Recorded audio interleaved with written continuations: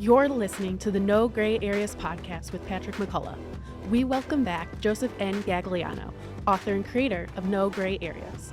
In this episode, Joe and Pat discuss their goals for building a better foundation for the next generation while working alongside ambassadors of compassion. Let's dive in. Joe Gagliano, you almost don't need any introduction because your name is part of this podcast, right? No Gray Areas, Joe Gagliano. It's your story. It's the book that you wrote. There's some exciting things coming down the pipeline. We're going to talk a little bit about that today.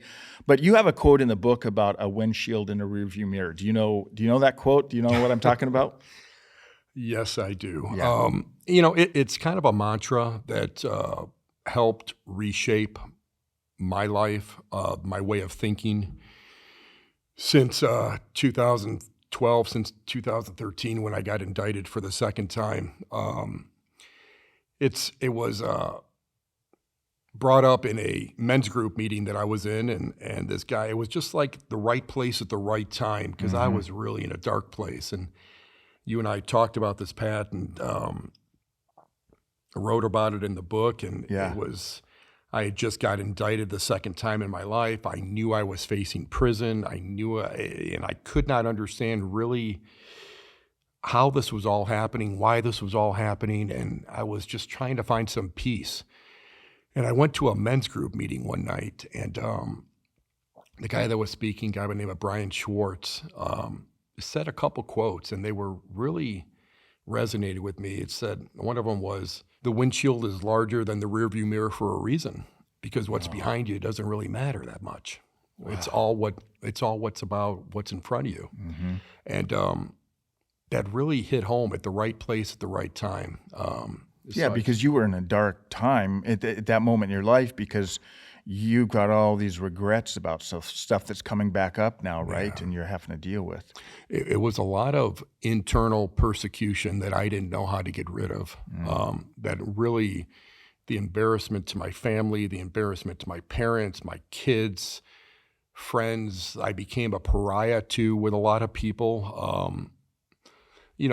Information is power. The internet is perceived reality with a lot of people. And so I kept internalizing all this stuff and just kept beating myself up. Yeah. And, it was that night, that quote, along with a passage in the book of Romans about persecution and removing yourself from persecution because of what was done on the cross for us, really helped me kind of do what we're doing now and live through that second jail sentence and come out of it bigger, badder, and better. Yeah. Well, so based on that quote, let's do a little back to the future here. So we'll spend just a brief time looking in the rearview mirror, but like you said, that's smaller for a reason. I want to spend most of this time talking about the windshield, what's coming on the pipeline. But when you look in the rearview mirror, because I know all of the listeners, and me included, we've all had things in our life or done things in our life where it's the hardest thing sometimes is not just to forgive others, but to forgive ourselves. And you have part of your story. You have some things that you did that you were very transparent about in the book. How have you been able to let go of those regrets? How have you been able to forgive yourself? Pat, I'd be an absolute hypocrite if I said I have. It's work in progress every day. I still struggle with it. I don't sleep all that much, and I pretty much... I get text message all the time if you get 2 a.m. I'm really focused on a lot of the things that lie ahead that we'll get into, I'm sure. But, I'll find myself one day a month, maybe a couple times a month, Googling my name or looking at the comments that people may make. And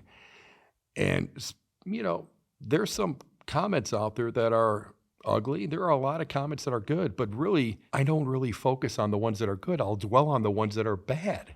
See, and you're not alone with that. I could promise you, everyone listening, they could have 100 good things said about them and one bad thing, and that's the one that stands out, right? Yeah, that's exactly right. People, it's that old adage that they say people go out of their way to say something negative, but they very seldomly say something positive. And I'll dwell on the negatives more so than be comforted by the positives.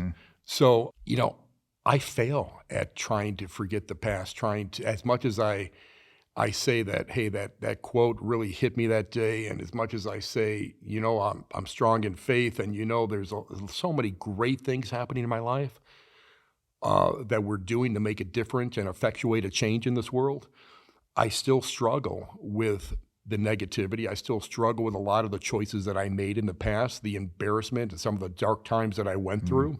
So when you ask me how do you get through that stuff, it's like, man, I don't. I just keep trying to make it better. Yeah.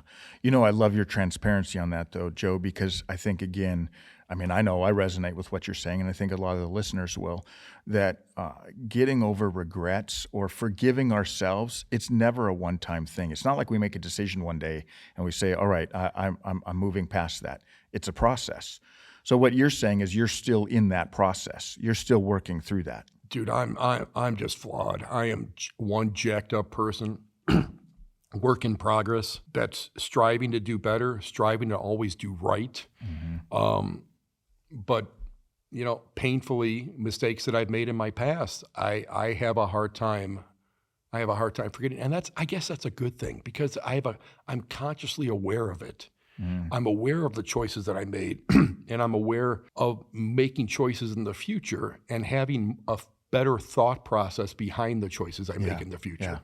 Yeah, which is all okay. So this actually helps us transition from the rear view mirror to the windshield, because as part of why you wrote the book and part of why what you're wanting to do in the future is you're trying to help other people, especially young people, right, make better decisions in the future. So where you're saying when you look back with regret and then trying to forgive yourself, there's some of the things, the decisions you made in the past, you don't want to forget all of those completely because there were life lessons to you, right? There are ways for you to learn. But you're wanting to do that with other young people. Yeah. And, when I had all that free time in prison and I wrote the book on that typewriter, and I really had a lot of downtime to go through my life, and I was able to pick out 3, 4, 5 instances that really were memorable, that really stood out, that had a consequence behind it because of a choice that I made. I wanted to put those on paper just to show my kids. But then when I really delve into it and peel back the layers even further, taking the kids out of the equation, our youth today really needs some type of message and or help or narrative or some type of foundational ground that they could stand on that will allow them to understand that there's consequences to our choices. So that was really the sole impetus behind writing the book.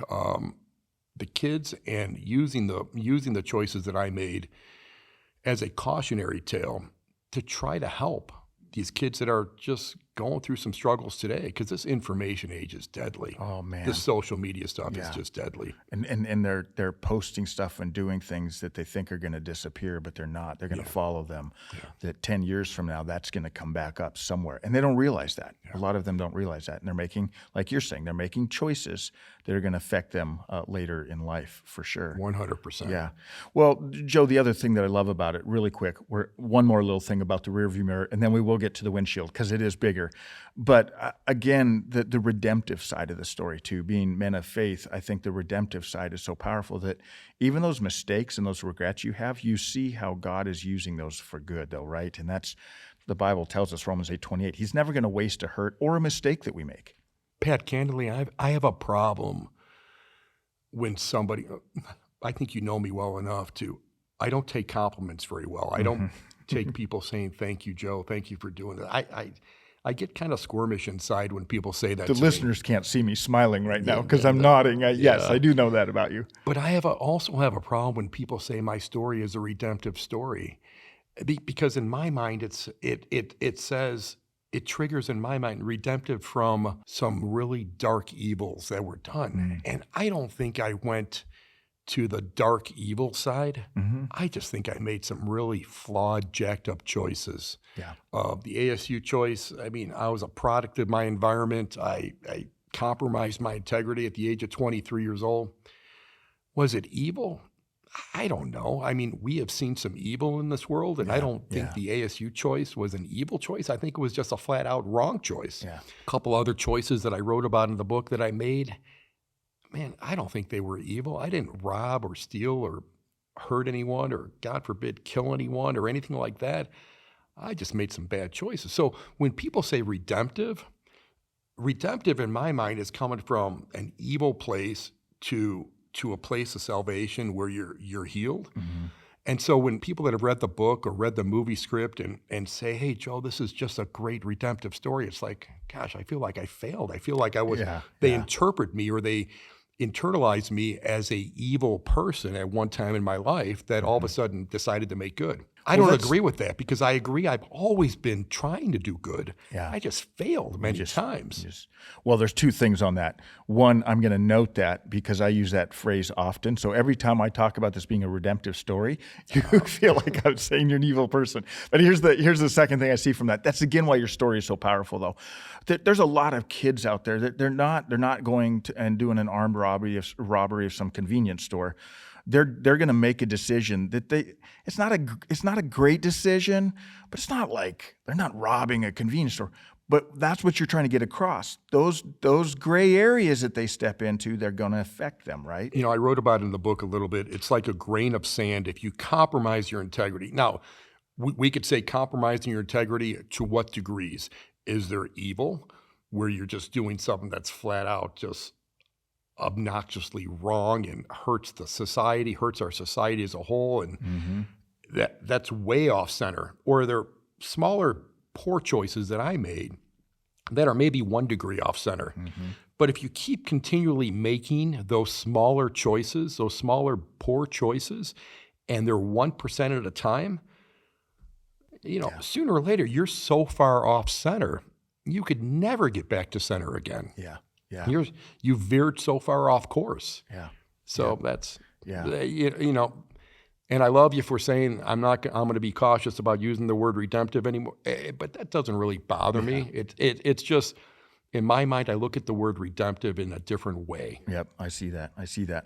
Well, let's look out the windshield and that's actually perfect because near the end of your book, at the end of chapter 25, you've written about all the things, and you say this in the last paragraph of chapter 25. My other perspective is one of peace in the knowledge that wisdom does come through experience and age.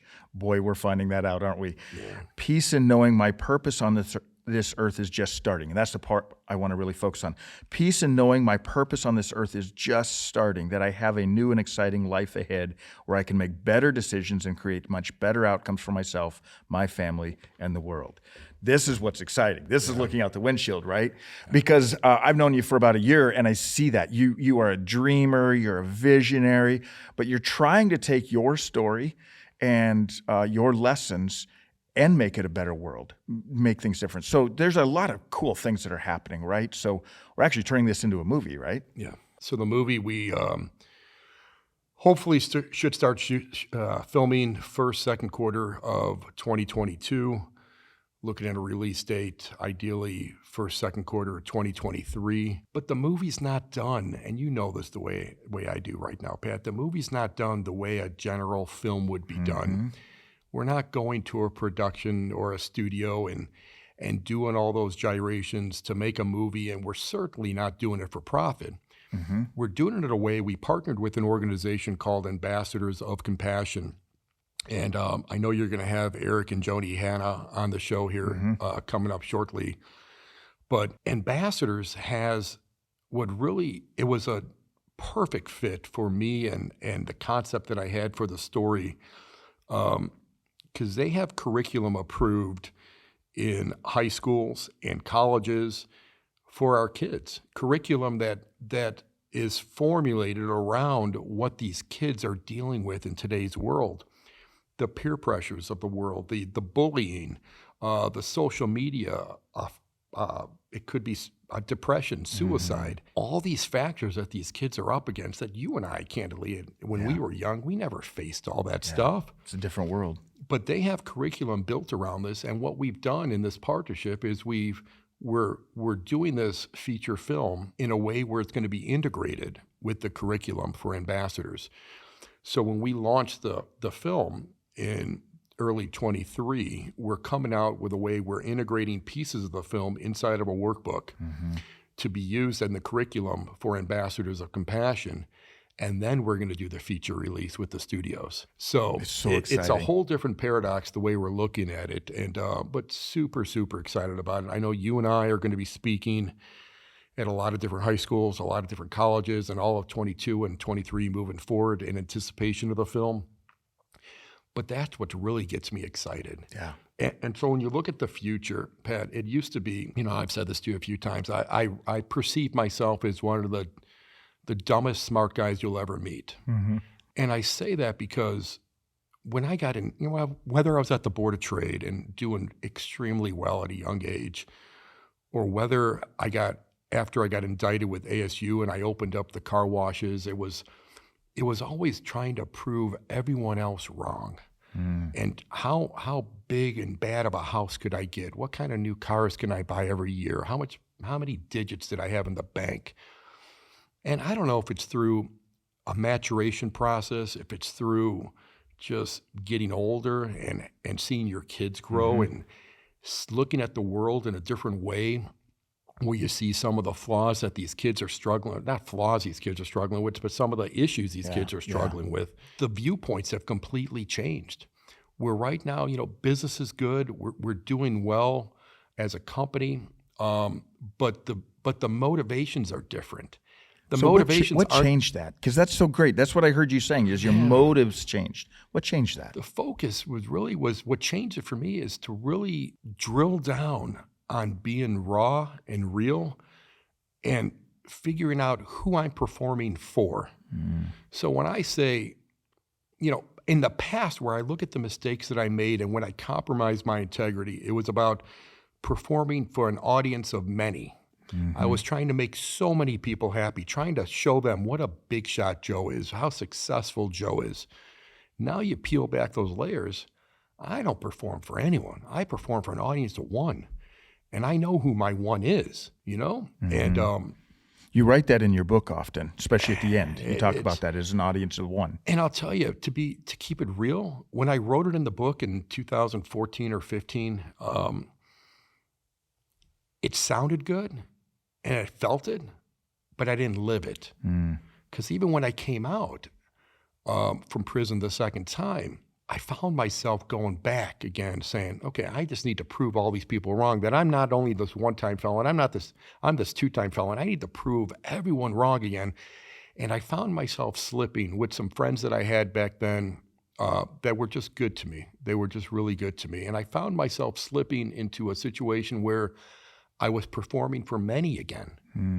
So it took some time and it took some eye-opening experiences in my life and some raw moments internally that I had to correct myself and say, screw all that nonsense. I'm not going back to what I used to do that made some poor choices. I'm going back to performing what I wrote about for an audience of one, and I'm just going to put my trust, and if I perform for that audience of one, the rest of the pieces are going to fall into place.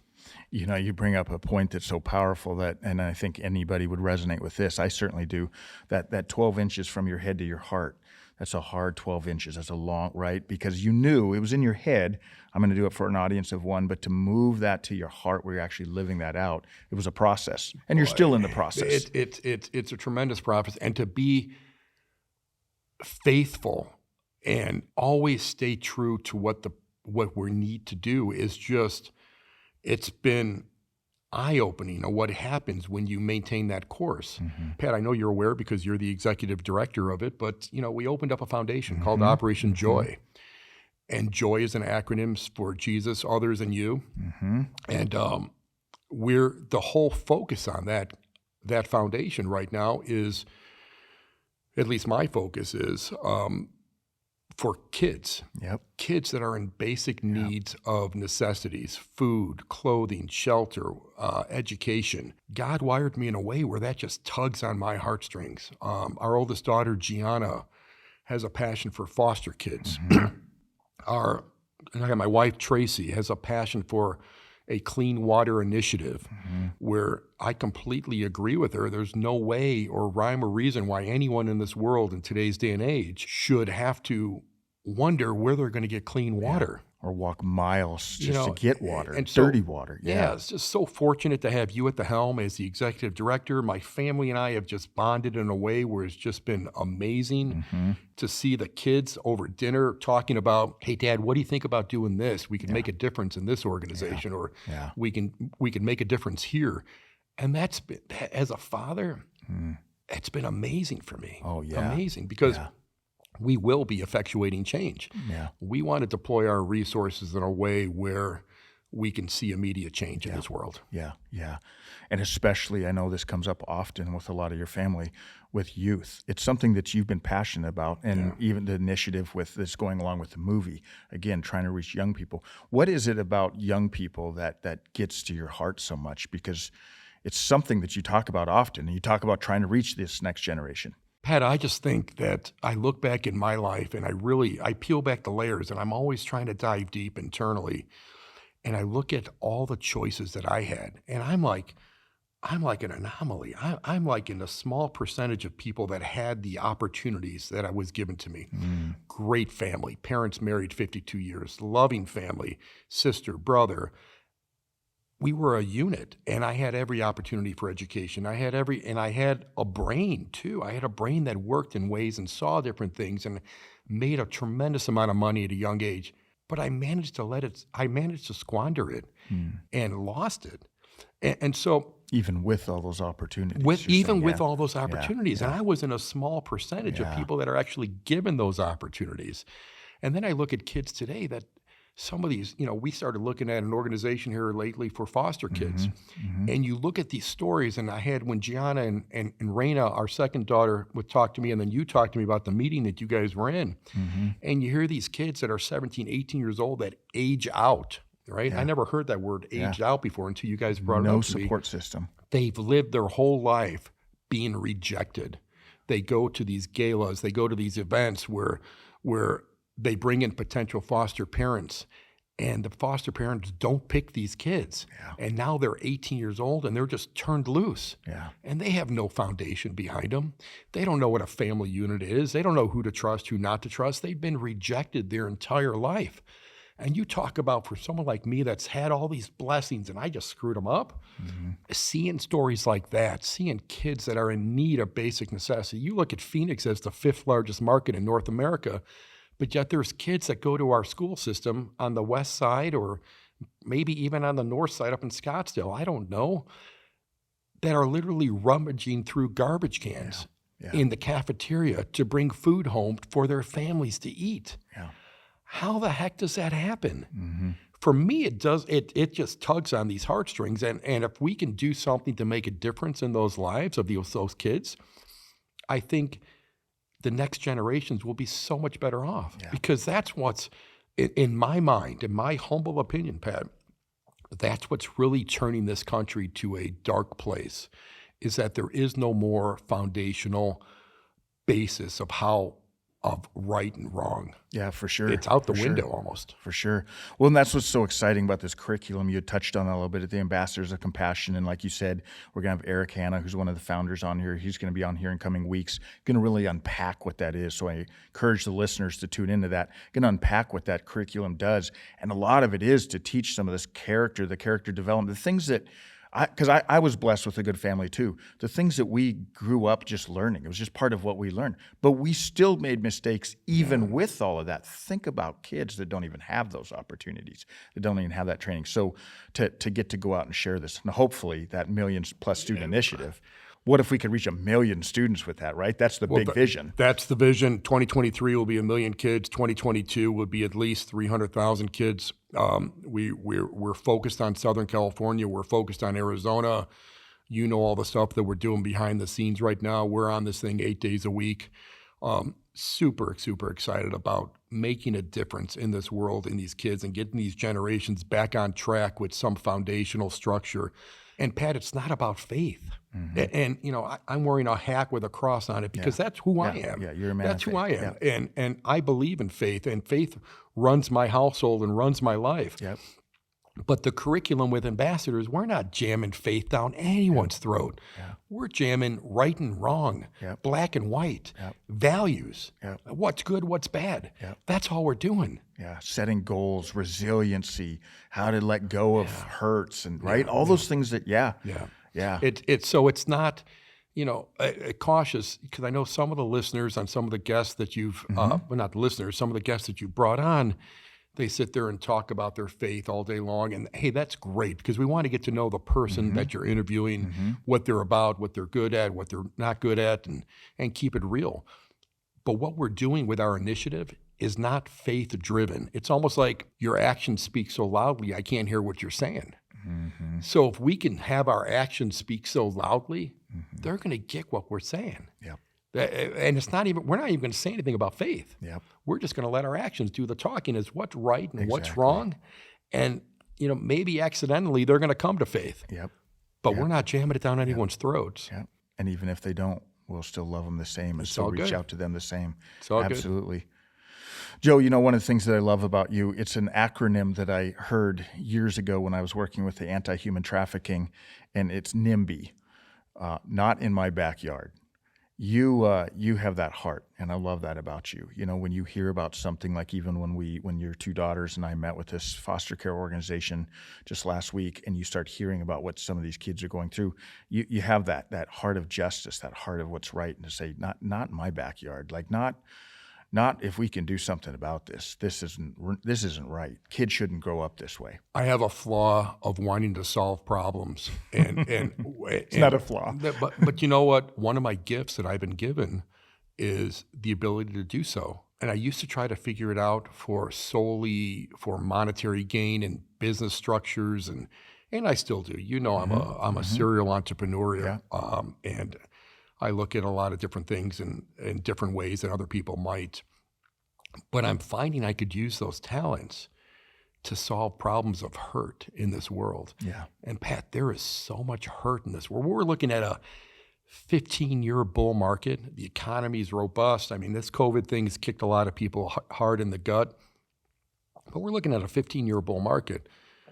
People have some cash in their 401ks, whatever. But the hurt is probably more prevalent than there ever was before in the past. I think so. There's no foundation. I mean, the crime that's out there and what people are doing in this world to hurt others, there's no correlation between the money and the lack of crime or issues that are out there and the hurt and the pain that are out there. They're not a correlation. I could see back in 2008, 2009, when we were just in the deepest, darkest recession in the history of our economy, you would think crime would be higher then. You would think there'd be more hurt then. But now we're on a 15-year bull market, and you would think that the crime would be lower. But that's not the case. No, not at all. Not the case. So when you say, not in my backyard, I see these problems, and I'm just going to try to figure out a way to figure out and fix those problems. Or in the past, it was trying to figure it out for self-serving reasons. How's it going to benefit me? Can I get a bigger house? Can I have more money in my account? Now it's like, I see this pain, and I see our kids, the three beautiful kids you have, the kids, the four kids on my side, and I see these kids. I don't want that pain to happen in my backyard. If we can make a difference, if we've been blessed with these resources to make a difference, I want to make it happen. Yeah. I love it. I love it. Joe, you started by sharing that the quote that you heard right when you were getting out the second time, and it was a dark moment for your life, but there's a reason the windshield is larger than the rearview mirror. And while we all have to deal with our rearview mirror, we're all dealing with regrets and having to forgive ourselves or forget other people. Hopefully that is smaller. We're not spending all our time on that. And I love what you're doing, but it's also a motivator to the whole audience listening, to spend more time looking out that windshield, to have that same attitude, the NIMBY, not in my backyard. When you see an issue, when you see a problem, figure out how to do something about it. Figure out how to solve it, right? And this world would be a different place. Without a doubt. I mean, we're all going to make mistakes. We're all flawed. We're all jacked up. And the good thing about it is that your mistakes are going to be forgiven. That's the good thing. Yep. Well, I love what you're doing. I love actually that I get to be part of it. As you shared with the audience, I love working with you and getting to be part of that. So thanks so much, Joe. You got it, buddy. All right, here's to some great years ahead out the windshield. Amen. Thanks for listening to the No Gray Areas podcast. To dive deeper into the story, be sure to subscribe, follow us on social media, and check out nograyAreas.com.